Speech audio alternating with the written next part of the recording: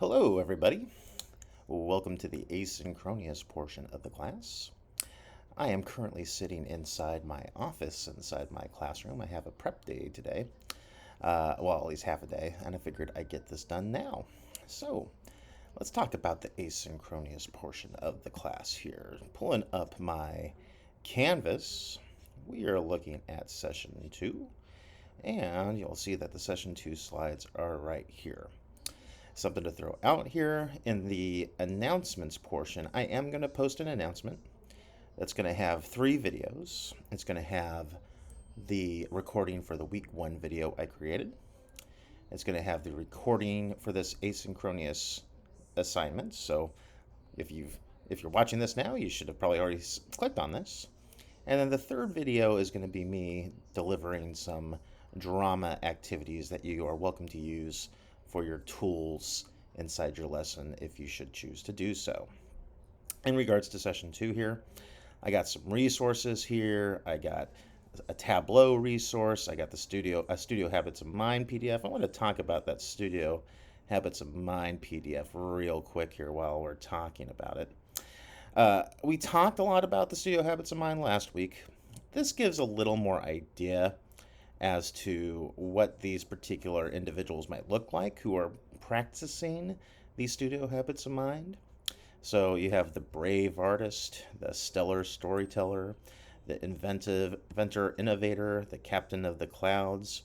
And this goes hands in hands with different studio habits of mind we've talked about with envisioning, stretching and exploring, expressing, engaging and persisting. And then we got 4 more ideas of what people might look like who are practicing these particular ideas. The art historian extraordinaire might understand the art community a little bit more than other people, for instance. So just a little more visual idea of what the studio habits of mind might look like. So if you're having a hard time maybe wrapping your brain around that in the first week, that might help you out a little bit this week. So just to touch base on that. All right, going on. Let's get into our slideshow for the asynchronous session. And I'm going to pull this up. And we're looking at MS402 Performing Arts TLC Session 2, the asynchronous session. So here's what the plans are for this particular session. It's going to be basically me talking a lot about different tools you can use inside your classroom. There is a part here at the very start where we're going to take a deep dive into California arts education and standards related to that as part of the deal for your classes here. Whenever you're touching base on science or art or history or language arts or whatever have you, you do need to have some component in your class where you take a deep look into standards and how they affect your class. That's what we're going to do with this particular part of the assignment. And remember, you're going to have a half-page reflection that's specifically focused on this particular assignment. Again, also, just talking about the reflection while I'm talking about it now, after this asynchronous session, you also have to do a half-page reflection as well as to materials that were covered inside this particular slideshow. So for your reflection, you're going to be talking about a half page on the California arts education piece, and then on the second half of your page, you're going to be talking about the slideshow itself, what tool you're going to use for your lesson, and why you chose that tool. Okay, so it's basically what I'm looking at for that full page reflection, 2 half-page portions, the California arts education and your reflection / tool you're going to use for your lesson plan, why, what, where, blah, blah, blah. Okay? And then aside from that, we're going to be talking about accordion books, signing a contract with Mr. Mall, some drama games with Mr. Mall, tableaus, monologues, and the Studio Habits of Mind framework, envisioning and stretching and exploring. For this part, this is going to be your exit ticket. So when I get to that, we will definitely point that out as we go. Session schedule, some instructional routines, performing arts. So when we talk about the performing arts, we want to see things like creative movement, creativity and innovation. We want to see our students be self-confident in their presentation skills. It's a medium for self-expression, and hopefully that when students are using performing arts, they're creating ideas of empathy and compassion for others, that students will become culturally aware and appreciate different cultures, and that these practices will help students grow both physically and personally in their development. California Arts Education Framework. So I talked a little bit about this in the first week. Here is a link to the California Arts Education Framework right here. For this part of the asynchronous assignment, take a deep dive into one of the chapters that most interests you. Skim through the materials and look at the vignettes that give examples of how a teacher can incorporate different aspects of art into the classroom. Afterwards, reflect on what you read and bring this into your one-page reflection for this asynchronous session. So let's take a quick look. I did show this in the first week, and I did point out that here's all these chapters. You're going to choose one of these chapters that you're going to focus on. The example I gave last week was dance, which is on page 109. Let's take a quick look at theater on page 415. Again, as you might have noticed, there's lots of pages to read. You do not have to read all the pages of the chapter you are looking at. What I'm specifically looking for is people to skim through the material and really look at the vignettes. That's the top piece that I'm most interested in when we're talking about this, because the vignettes give a real good idea of what standards and ideas of art can be used inside the classroom. They also have snapshots here. You can use that as well. I like the vignettes a little bit better though. So for instance here, we have a vignette for creating and performing story drama grade 5. So you would read through the vignette, think about if this would be something that would be appropriate for your class. What do you think about it? Does it help guide your education and what you do for your class in any way, shape, or form? So, that's basically what we're looking at. And again, I want a half-page reflection on the chapter you read, skimmed, looked at, so on and so forth, and give me some description and discussion as to what you liked about it, what you didn't like it, if it helped you think about ideas for your tool that you're going to use in the classroom, so on and so forth. Okay? And going on. Accordion books, moon journals. This gives students a place for their thoughts and drawings, connections, and reflections that is just theirs. This is a visual arts piece, more crafty, if you will. If you want to do an accordion book or moon journal for your classroom, I strongly suggest it. With the idea of the moon journal, just going back to this real quick.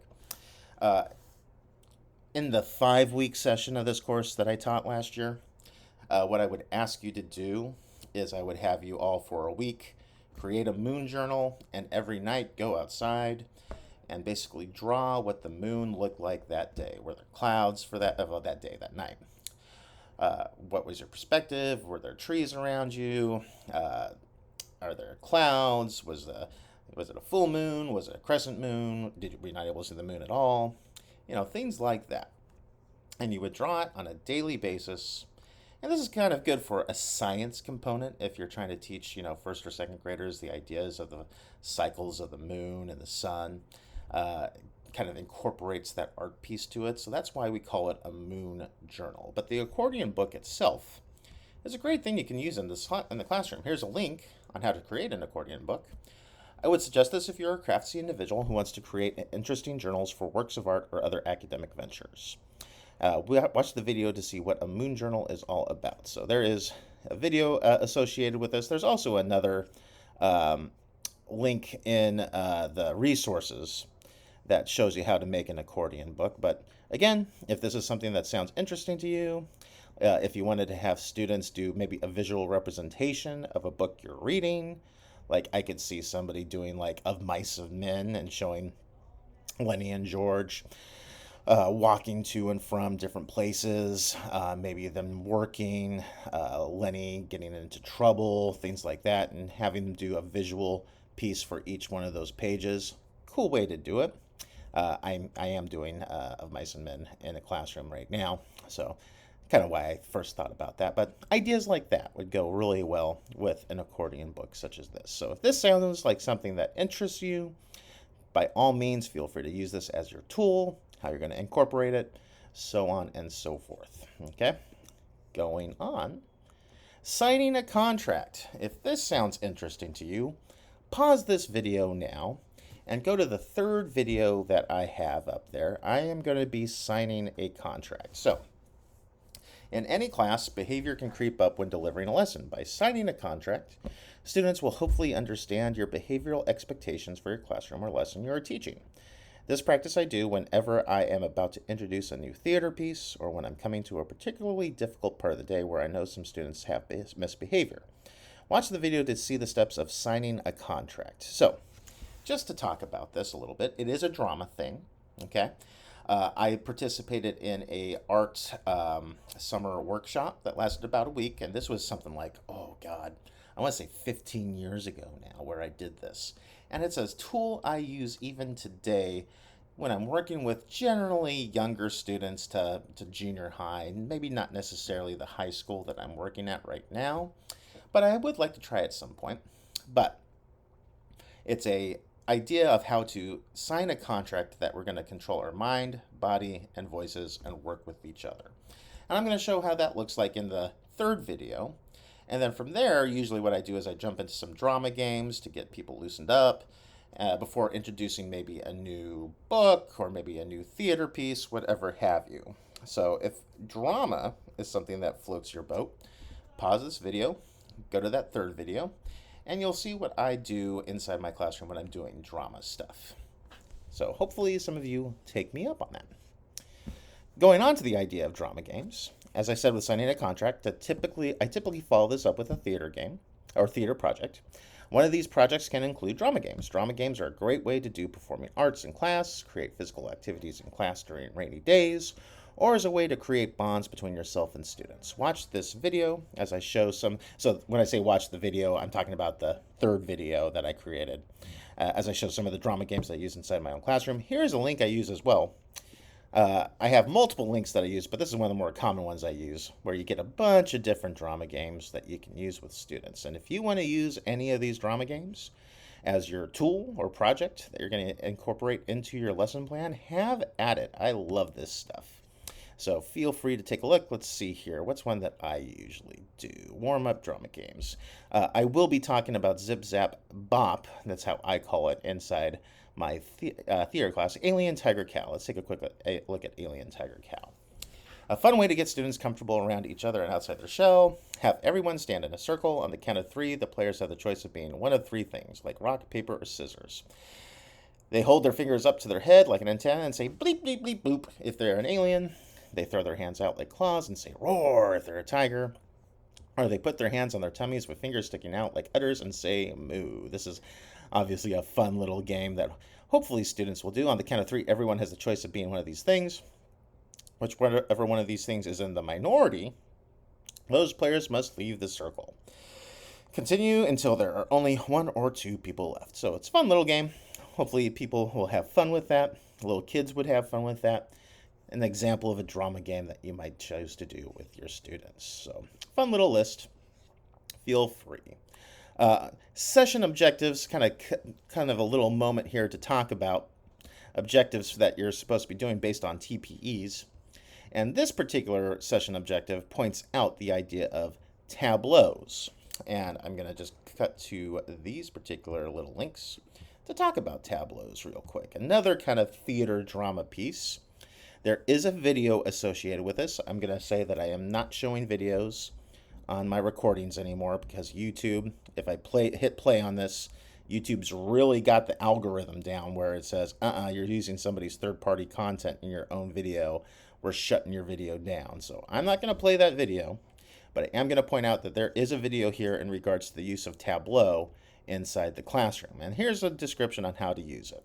I'm not going to read that all out, but basically what a tableau is it's a movement piece where you have students try to recreate either a piece of history, a piece of art, through their bodies. So for instance, let's say I'm going to do the George Washington bit that I did from my first video. And let's say we're looking at the Revolutionary War and we're looking at George Washington crossing the Delaware River. All right. Well, I might ask students to give me a tableau as to what that might look like. So if I have like a group of 4 or 5 students, I say, here's your scene. Think about what you're going to do. Take a minute or 2, and then be prepared to share to the class. So the students get together, huddle up. They have 2 minutes.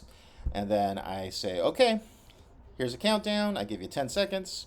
10, 9, 8. And when I get to 0, show me your tableau. And the students start to get themselves figured out. One of them is George Washington. Another couple of them are rowing the boat. Maybe another one's dying of smallpox off to the side. And then they freeze. It's just body movement freezing into a painting, if you will, or a pose.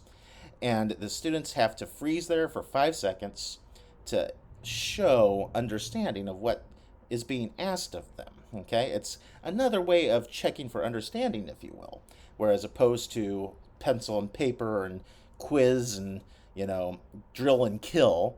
This is a way to get them up, moving, discussing, and getting more active with the material that's being presented with them. So there's different directions for this. There's templates you can download here. There's variations on this where maybe you give a secret to the students about what they're going to show, and you have other students guess on what their tableau is about. It's a cool game. I really enjoyed this particular drama piece, and here's another idea here in regards to tableau and ideas that you can do it with art. Okay, and if any of you saw my third video, if you paused and went to the third video, you'll see, hey, this is the actor's toolbox. And this is them obviously signing the contract for controlling their bodies. So, cool stuff here. Funny that I brought that up, that I've done this stuff before. I wonder if this is from the same stuff. Again, 15 years ago I took that workshop. That was a long time ago. I am showing my age.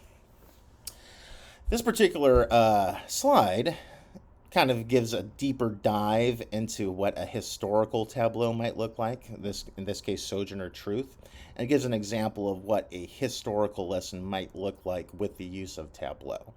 So in your groups, who is Sojourner Truth, discuss quickly your prior knowledge in a small group of 3. Whole circle, look at art portraying Sojourner Truth, is displayed on the floor, printed out. We do a notice circle. So remember that Think Wonder piece that I did, very similar. We do a notice, wonder, discussion, whole group. Paintings are displayed in the middle of the circle. And then students are asked to depict scenes that they see in their artworks. And then there's some links here to take a look at to help you if this sounds interesting to you as well. Just to give you an example of what using Tableau with historical ideas might look like. Another tool you can use is the monologue. So in the monologue, you create a monologue as the historical person you have been assigned. Use the biography piece you have been given. You are welcome to do more research on the person to better understand them. So when I think about when I used to do monologues back in theater, I had a teacher named Mr. Schliebert. And he was famous for locally famous in Fresno, California, for his representation of Mark Twain. He used to do Samuel Clemens, and he would, at our local theater, do the impersonation of Mark Twain, Samuel Clemens, and give an hour and a half long piece on it that was really fantastic. So when I think of monologues, I always liken back to that little bit of my high school experience here. Same idea. You may be the actual person or an inanimate object they might have in their life, e.g. their kitchen table or their running shoes. Do not make this a biographical list of things they are known for, but you are showing who they are by being them or something close to them. So, you're trying to incorporate yourself into the person with the monologue assignment. And here's some links in regards to this particular assignment. And this has a lot of great material here, by the way. So these are a bunch of already pre-made monologues, all right, that different students have created to give people ideas about, and I'm still going here, right? So these are monologues created by various individuals for a contest that this particular website had. And if you wanted to, you're welcome to lift these and have them performed for your own class. And some of these particular individuals actually created videos of their work. I'm trying to find one of them because those are present here. Still scrolling. There we go. So here's a video of someone delivering this particular monologue. I'm guessing her name is right here. And she gave a monologue and she earned, oh, it doesn't look like, oh, she got a third place for this particular one. So very cool. So this is the monologue she delivered. Her description is a robber tries to convince their victim to keep quiet in exchange for a percentage of the loot. And it's a comedic piece. So here's an example of what a monologue might look like. Remember that for your final, you have to give a art piece in the show and tell portion. If you wanted to record yourself giving a monologue, that would be totally acceptable for this. So if you wanted to use one of these, or if you wanted to create your own, or if you want to look at different scripts, here's a script library, by the way, you're welcome to do so and show a video of you delivering a monologue to the class. Again, remember, you're supposed to be technically using these lessons inside your class, so if you can, that's great. I just realized that, hey, we've got a pretty quick turnaround for this class with 1 week. It's probably not very feasible to expect that everybody's going to be able to do that within a week span. So I'm understanding of that. If you can, great. If you can't, I understand. Okay, just to throw that piece out again. Going on. So, tools to add to your toolbox. I don't know if any other instructors have used this particular terminology with any of you, but as you grow as a teacher, you take pieces and things you've done and lessons, and maybe you've heard an instructor say some things that you really like that you pull, and you maybe make a file of it on your computer and say, this is something I really enjoy, or maybe you keep your own journal, yada, yada, yada. You're creating your own teacher toolbox. And for myself, when I think about my own teacher toolbox, I think about just over the course of 22 years, things I've done, practices I've used, workshops I've been part of, trainings I've been part of. And I have things on my computer that I've used before in the past. And as you grow as a professional, you get more and more things that you use, and these are things to add to your quote-unquote toolbox. So these tools, all these artistic teaching strategies, can all be used for your artist practice piece. When we meet for the last class, you will be doing a show and tell of your practice piece. If you plan on doing a monologue, tableau, drama game, or contract sign, be prepared to act in front of your fellow interns or have a video prepared. If you're doing an accordion journal, be prepared to show and discuss in your breakout group. If you found some, and I'm going to go a little off base here, if you found some other kind of visual art that you want to do, some painting piece, some large poster bit that you want to share, by all means, feel free. There's a lot of stuff in the links that I shared here that, I'm probably not even aware of, that if you took a deep dive into it and you found something new to show to the group, fantastic. I would love to see it. So this is just talking about specifically the things covered in this particular slideshow, and not everything that's out there in the interwebs that could possibly be brought up. So just to throw that out there. Studio habits of mind. How can you use the studio habits of mind in class? Student metacognition. So this is your exit ticket, okay? In the next slide, you will be given a writing prompt in regards to the materials and tools covered in this session. Follow the prompts and write a couple of sentences for each question. Here is a PDF of the 8 different habits if you need a reminder on these artistic ideas, and there's the 8 different habits here, okay? And here's your exit ticket for this session. In looking at these tools and choosing what tool that you did, what studio habits of mind did you use during this exercise? So let me clarify that a little bit. What I'm looking for specifically is using the tool that you're choosing for your lesson. What kind of studio habits of mind do you hope to have expressed through this tool? Do you hope to have, I should just go back over here real quick. Do you hope to build on ideas of stretching and exploring? Do you hope to build on ideas of envisioning? Do you hope to build ideas of engaging and persisting? Blah, blah, blah, blah, blah. And in order to help your answer here, you might want to look at the sample questions that are asked for each of these particular student habits of mind. That might help drive your answer for this particular exit ticket. So What studio habits of mind do you hope to use during these lessons? So, just for an example that I would give, if I was doing engaging and persisting, what challenges did you face during this project? What helped you overcome the difficulties you experienced? Maybe what I'm hoping for is I'm going to do maybe a class play in regards to, let's go back to the Revolutionary War, one of my favorite time periods. I want to have a representation of Paul Revere and his ride, where he says the British are coming, and I want students to be able to do a tableau, and that we're going to practice it. And by the end of the Monday to the end of Friday, I have students who are able to tell me all the historical aspects of that famous ride. Maybe that's something that I bring up in regards to this particular discussion. All right. So, how did you use them? I brought up the idea of tableau, that I'm hoping that students will be able to show me different steps of Paul Revere's ride and what he did. Why is it important to ask students this question? History. It's important to learn from history because if we don't learn from our history, we're doomed to repeat the failures of the past, would be a great answer for that.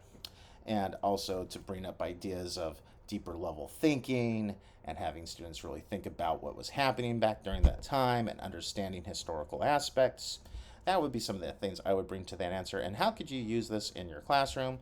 I'm going to use that in my lesson plan in regards to the historical aspects of the Revolutionary War in regards to Paul Revere. Boom. Pretty simple, pretty easy. For all of us in here, so something I always like to throw out there for interns, everybody in this class is teaching something different, right? It's not a one size fits all when we talk about special education or education in general. Some of you might teach science, some of you might teach history, some of you might teach language arts, some of you might be teaching all of it, okay? Use this in whatever lesson that you feel you need the most help in, or again, if you're just trying to get a lesson that you've done before and add a piece in, that's always okay as well. All right. And that's the end of the asynchronous session. Pretty quick, pretty easy. Okay. So thank you for paying attention. I hope oh, wow. Click photo booth to resume. That's an ugly picture of me. There we go. That's going to be kind of funny, right? Anywho, that's the end of the asynchronous session. So just a quick reminder here in regards to things that you need to do. So for the third class, which is the second in-person live class, you need to have 4 things turned in, right? You need to have your, well, I'm trying to remember it myself. You need to have your reflection turned in, which is the half page on the CDE and the half page on what tool you're going to use. You need to have your exit ticket, which I just discussed. You need to have your artist piece with your piece of art that you're going to be showing in the show and tell for the third class. And then for the lesson plan that you need to have turned in as well, with the art component embedded into it, with a quick discussion of what you're hoping to get out of that art discussion piece. Okay? I hope this has been clear. I hope this has been helpful.